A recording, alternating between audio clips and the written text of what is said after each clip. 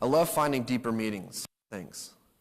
I think today in the film industry, they do a good job of just adding little tidbits into the movies that either go back from the old movies like Avengers or the Pixar movies. And so last year in the class we have here, Theology and Film, we did a group project over the movie Get Out.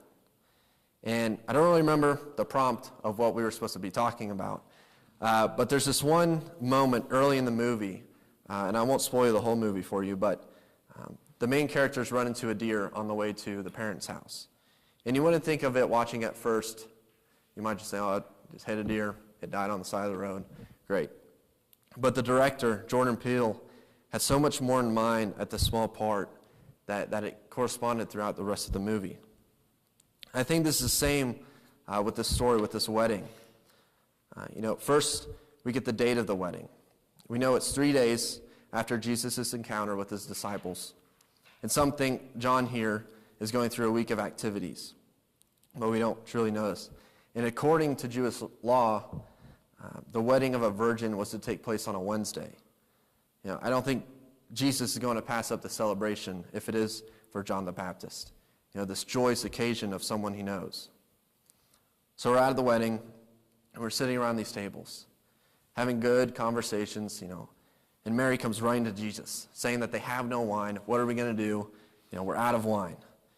And Jesus, I think his response is read kind of harshly sometimes, but later on in John, he uses the same language of saying, woman, what does this have to do with me? Or just listen when he's on the cross. And he's telling John, take my mother. And we read this in John 19. When he's on the cross, he says, John 19, verse 26, when John saw his mother and the disciple whom he loved standing nearby, he said to his mother, woman, behold your son. And then he said to the disciple, behold your mother. And from that hour the disciple took her to his own home. Back to the wine. Why is wine so important in this? Why is this such a big deal for this party? Wine in these times wasn't drunk to be drunk. I think, according to Jewish rabbi, says, without wine there is no joy. Their wine was 1/3 wine and 2/3 water. And so Jesus is also telling Mary that she doesn't have any idea of the situation that's going on, for he has a bigger plan for it. Knowing Jesus, he probably could just fill up everyone's cups with wine, easy, speedy, and keep on partying. But verse 11 says that this is his first sign, though it may be small, that the disciples and the people that are around him don't know this power and his glory that is about to be revealed. So Mary instructs the servants, as said, of the party to be ready for whatever Jesus will do. And so I picture Jesus in this moment sitting, scanning the room, and seeing those 6 jars.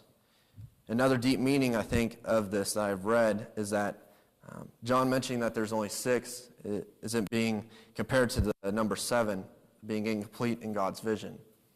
And so he calls over the servants and tells them to fill these jars with water, 20 to 30 gallons. So they go outside and they take the hose and fill them up, quick, probably under the breath, saying, this is stupid. Why are we filling these up?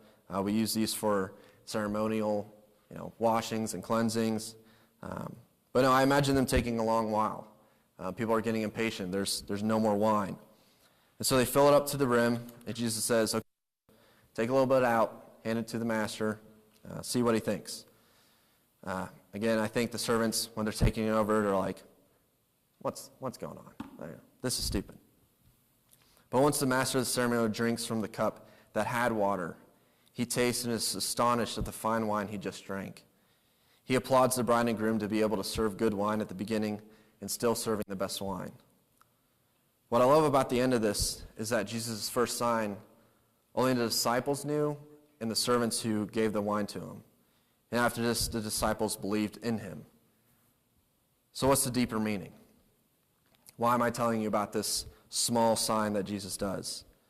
It's not as exciting as raising someone from the dead or healing blind people or lepers or even being resurrected. I think it goes back to what the rabbis say of Without wine, there is no joy.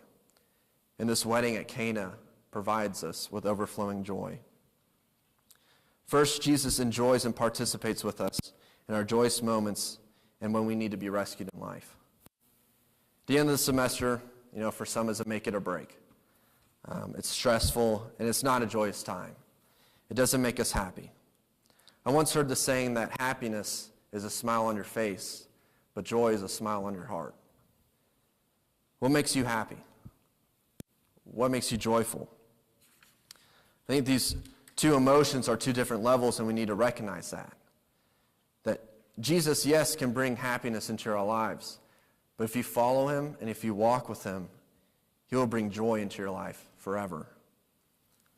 The disciples before the wedding, I think, felt happiness, for they have found the Messiah. They have found the Son of God, and now he's asking them to follow him.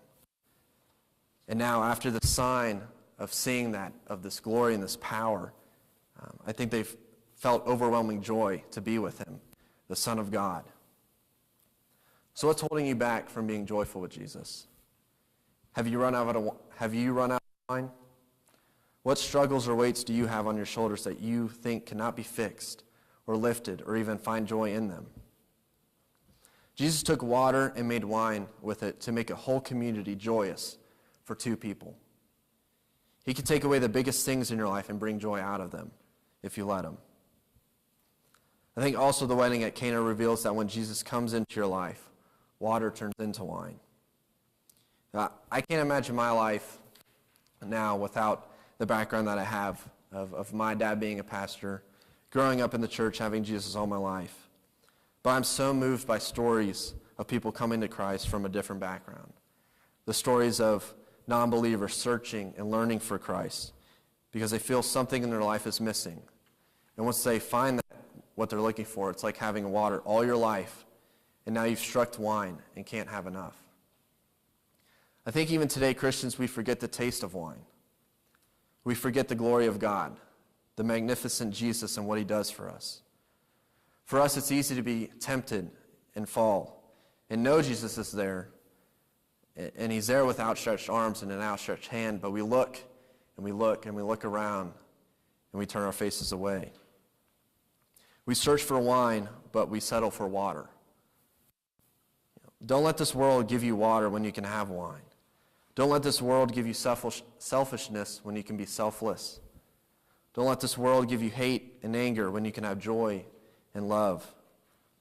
There's this newer song out by Hillsong Worship, and the chorus and the bridge just go along with this talk of wine and having it in our lives. The chorus says, "Make me your vessel, make me an offering, make me whatever you want me to be. I came here with nothing, but all you have given me. Jesus, bring new wine out of me." In the bridge, it says, "Because where there is new wine, there is new power. There is new freedom, and the kingdom is here."